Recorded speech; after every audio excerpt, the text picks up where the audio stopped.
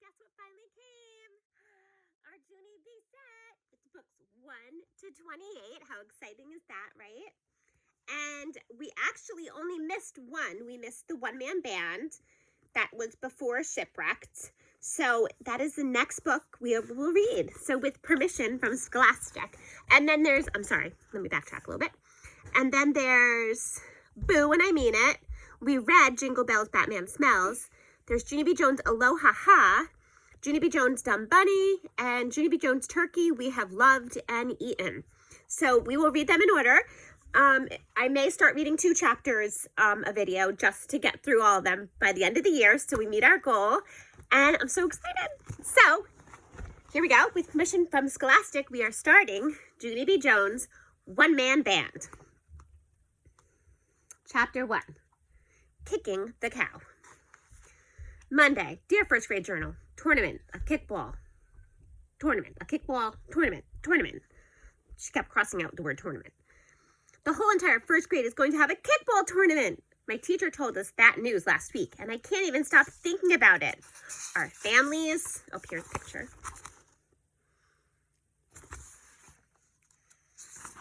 Are going to come in everything.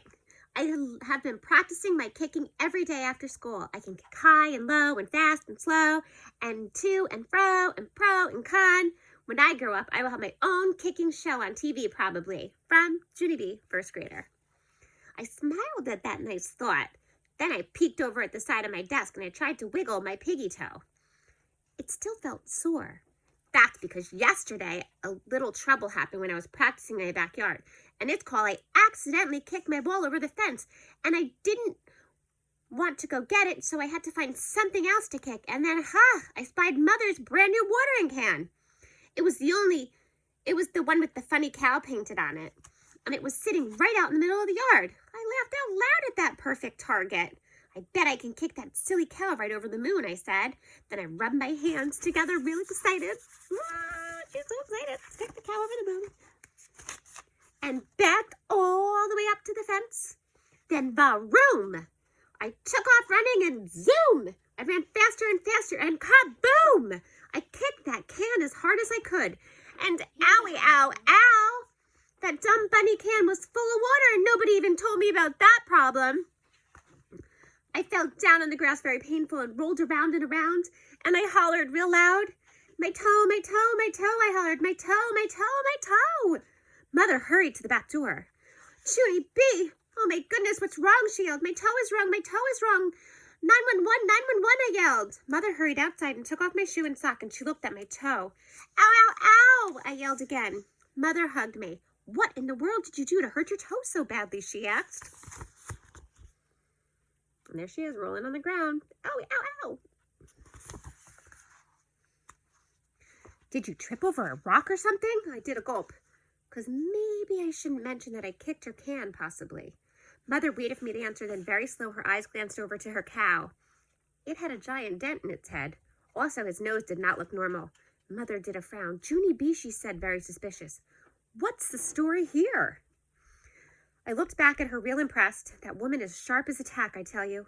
Finally, I did a sigh and I told her the story here. Yeah, only this wasn't even my fault, Mother, I said. It really, really wasn't. On account of, at first I was practicing my kicking and then the ball went over the fence. And so what was I supposed to do, kick air? I did a thumbs up. But good news, I said, because just then I saw your cow can. And so I ran at him with all my might and I kicked him as hard as I could. Only too bad for me, because that stupid thing was filled with water and now I have a smashed piggy toe. I thought for a minute. Then I folded my hands on my lap very quiet. The end? I said. Mother did not look happy with me. Gee, imagine that. A watering can actually had water in it. How unusual, she said. Oh, Mom's not being very nice. That's called sarcastic, I believe. After that, Mother carried me inside and she called the doctor and he told her to raise it up on a pillow and use ice. And so guess what? At first, it felt a little better. Only this morning when I got dressed, it hurt to put my shoe on. And so even though it was chilly outside, Mother said I could wear sandals to school. And so that's how come I kept checking on it this morning to see if it's feeling any better. I closed my journal real quiet, then I bent over in my chair and I patted my toe very gentle. Next to me, May made a face. You shouldn't play with your feet, Junie Jones, she whispered. Playing with feet is what stinky people do. There's May leaning over and Junie B playing with her feet and with their sandals on.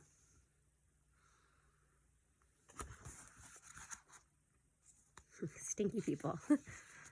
I stuck out my tongue at that girl. I still get a kick out of that behavior.